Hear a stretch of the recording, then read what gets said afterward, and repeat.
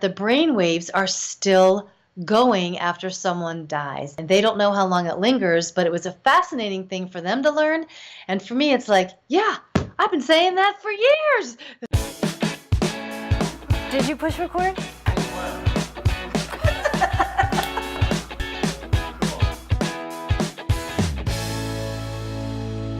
Thank you so much for tuning into Our Second Act with Paige and Silka. For your second act of life. Hey, Silka. Hi, Paige. And we're back talking about a topic that really validates a lot of what you covered in your book, The Red Bag. And that is an article you found in Newsweek about scientific proof that life goes on after we die. Tell us about that. Yeah, it was great. So this article came out in Newsweek in February of this year, and we'll have a link for anybody who wants to take a look at it. But the bottom line, what the researchers had stated was that consciousness lingers after the physical body dies. They don't know how long it lingers, but they were shocked to find out that, wow, consciousness does linger on. Yeah. Really, that's fascinating. How was it established, Paige? Talk about a little bit about that. Well, there was a couple things. They did talk about, NDAs, near-death experiences, where, yes, patients were pronounced clinically dead, but, they saw what was going on in the operating room, came back to life and shared those experiences, where, of course, doctors didn't have any factual understanding of what happened. And then they also talk about that they've noticed now that the electrical brain waves, which I work with a lot with clients and patients, that when the physical body is completely dead and someone is pronounced completely dead, that the brain waves are still going after someone dies, and that the consciousness is still lingering on. And they don't know how long it lingers, but it was a fascinating thing for them to learn. And for me, it's like, yeah, I've been saying that for years.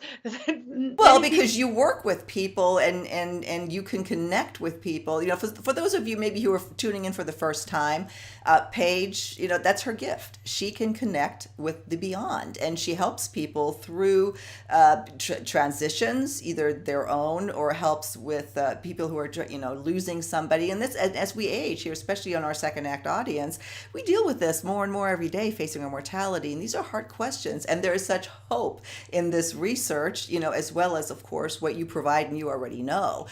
So I think you told me once that when somebody first transitions, when they first die, that's the strongest connection, and then it starts to change. And that also is perhaps what some of these researchers were alluding to, right? Yeah, from my experiences have been, as soon as someone does die, I can connect to them very quickly. After the first week, 2 weeks, 3 weeks, it's very strong in one way. And then as time goes on, there's a different connection that I have.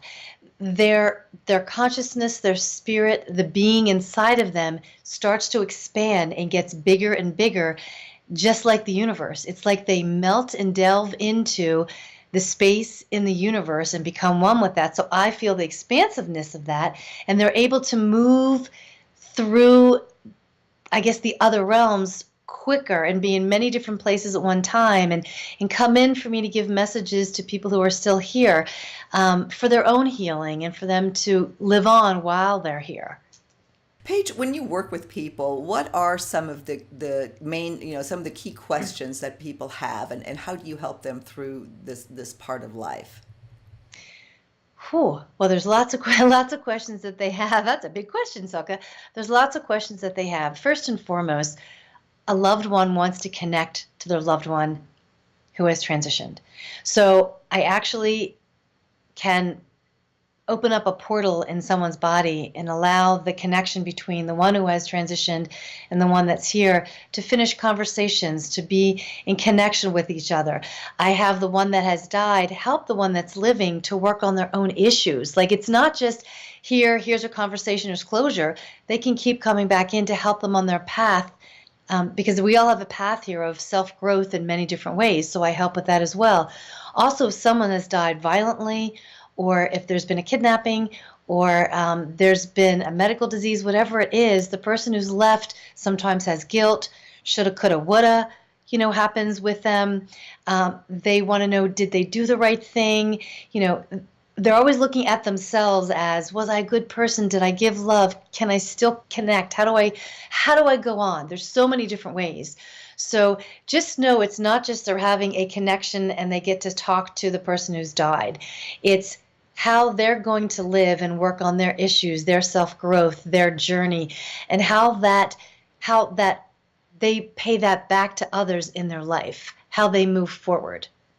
No, I mean, to me, of course, it's fascinating. We connected over this many times. We've done several videos on it that we will link to as well. And again, to mention your book, I encourage anybody to pick up the book because it takes you into your world, everything that you've gone through, and how you can help us communicate with the beyond. Why do you think people are skeptic about, what do you say to the skeptics? I say it's okay. Go ahead and be skeptical. That's perfectly fine. I'm not here to change someone's religious beliefs, spiritual beliefs. I'm not here to say this is the only way because I believe there's many ways. But I'm here to say, hey, I have my own experience, which is my own proof with my life, my clients' lives, my patients' lives. And it's take what you read, take what I share, and integrate it into what you need for this time in your life, and hold the rest up here in the brain for when you need it later on. And to know this too, that I also teach people how to get connected so they can become more connected to the messages beyond this realm when they're ready to do that. Well, and we all get messages, don't we? Yes, in many ways from other people, from nature, from animals, from strange things that go on that you can't explain, but you have a knowing. And you know me, Silka, I'm always talking about getting connected to your inner wisdom and Oh, knowing. yeah. And I'm sure you hear this a lot, Silka, that it's the unknown. It's the unknown out there. And I'm here to tell you, it's an unknown when we're in human form because we've forgotten what we've already known because our consciousness and our spirit and our soul knows that, okay, this is one life that we're living in this human body, but we're going to go on. Now, do we know where we go? Nobody does. Nobody knows 100%, not even me, where we go. But if you do read my book, you'll read in the book different experiences of where do people go and how they connect back here to also help the world when they've transitioned and to give us support to make positive changes in the world as well. And of course, to give hope to move on when you just feel like you can't go another second after your loved one has died. Well, and this Newsweek article certainly goes, quite a distance to proving for Yes. those that absolutely need to have scientific proof. Again, we will link to that so you can check it out for yourself. Paige, we are coming to the end of the segment. What would you like to leave our viewers with? Two things. Be open to the messages beyond this earthly realm and how they come in every day. And remember that the unknown is only unknown in our human form. Your consciousness, soul, knows more than we can get connected to in our human form. Well, thank you again for all the great messages that you give us and for those who are struggling with these questions and perhaps facing that time of life. We will see you on another episode of Our Second Act with Paige and Silka. For your second act of life. See you, Silka. Bye.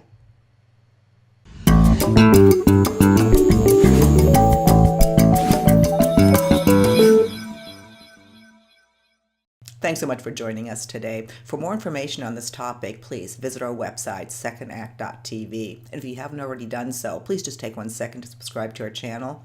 Button's right over here. Thank you.